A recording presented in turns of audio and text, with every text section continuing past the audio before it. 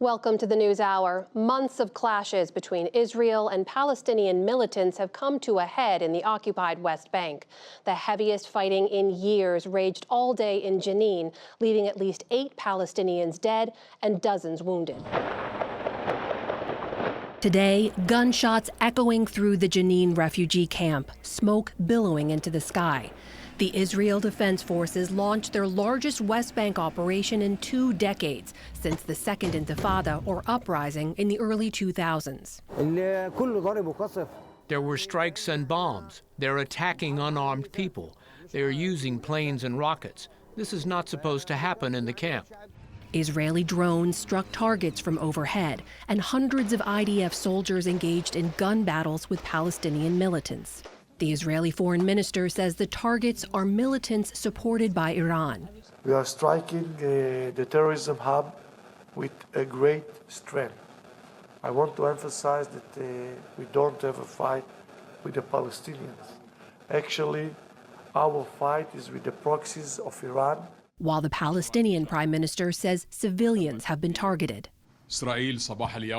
Israel this morning committed a new crime in Jenin refugee camp. There are dozens of injured people, and the Israeli forces have destroyed the infrastructure and properties of innocent residents. Palestinians emerged to find roads destroyed by Israeli bulldozers. Jenin officials say the town's water supply was disrupted. Israeli Prime Minister Benjamin Netanyahu gave no timeline on the military action.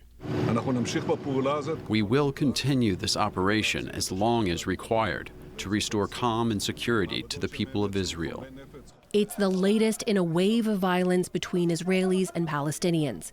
Last month, the IDF raided the same refugee camp, killing 5. The next day, Palestinian attackers gunned down 4 Israelis near a West Bank settlement. This year has been one of the conflict's deadliest in decades. More than 130 Palestinians have been killed in the West Bank, and Palestinian attacks have killed 24 Israelis. The recent surge in violence in the West Bank raises further concerns about a renewed Palestinian uprising against Israel's occupation, its settlers, and the right-wing Israeli government. Watching it all from Jerusalem is Josef Federman, the news director for Israel and the Palestinian territories for the Associated Press. Welcome, and thanks for joining us. As you saw in our report there, how this latest round of violence began, some of the heaviest we've seen in a while. What's the latest on the ground tonight? Does that violence continue? The violence is indeed continuing. The Israeli military launched this operation almost 24 hours ago. It's almost midnight where I am, and they launched it just after midnight last night. They began with an airstrike. They quickly moved in hundreds, perhaps thousands of troops, and the fighting has been going on all day and throughout the night. And is there any sense of when or how it will end? No, that's one of the mysteries of this operation. We've been pressing the military for answers on that very question, and they're quite evasive. They say that they're going in after what they call terror infrastructure. They're going after weapons facilities, storage facilities, and so forth, but they have not said how long they expect this to last or even what the goals are that will enable them to pull out. Joseph, as we noted there, these kinds of airstrikes in the occupied West Bank, they are very rare. We haven't seen these for years. Do you have any insight from your sources as to why the Israeli military chose to use this approach right now? Yeah, it seems that this goes back a couple of weeks. What's been going on for the past year and a half is that Israel has been carrying out raids in places like Jenin and elsewhere, usually with ground forces. Roughly 2 weeks ago, the army moved into Jenin and they hit roadside explosives, much more powerful than anything they had seen in recent memory. It ended up paralyzing some vehicles, and there was a very lengthy extraction process that required helicopter gunships and so forth. So because of that, they have now moved over toward using aerial force. It's safer.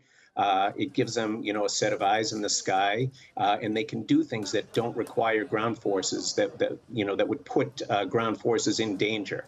In response to this latest Israeli operation, the Palestinian president, Mahmoud Abbas, said he is suspending contact and security coordination with Israel.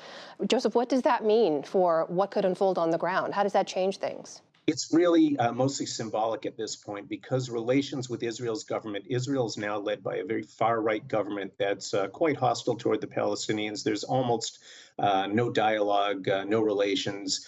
So it's a very cold relationship to begin with, but he is scaling back what limited contact there is. And the most important contact is very limited security coordination to prevent this type of fighting from spinning out of control. So if they really do cut off those ties, that does raise the risk of fighting spreading even further. When you take a step back, as you noted, Israel now has a very far-right government. They just recently announced plans for thousands of new settlements in the West Bank. From your reporting and experience there, what do you think the impact of those settlements will be? Could they further fuel violence? They could. They're one of many factors. Like I said, there's a lot of bad blood to begin with. This violence has been going on for the past year and a half. But the arrival of this new government, which is led by settlers, which is pushing for more settlement construction, it's pushing for a harder military response when there is Palestinian violence. So when you put all of this together, and when the Palestinians see more settlements being built, more land being sort of gobbled up, the land that they hope to use for their own independent state in the future, when you put all of this together, it's a recipe for continued friction. Joseph, many of the images we see today are reminiscent of that second intifada 20 years ago. Are there any concerns on the ground about a third intifada, that the violence could continue to grow and spread? People ask this question all the time. It's really hard. I try to avoid labeling what's going on here as another intifada, but there's definitely something going on. There are some similarities. You talked about the images when you see military bulldozers and airstrikes and huge numbers of troops pouring into a Palestinian city.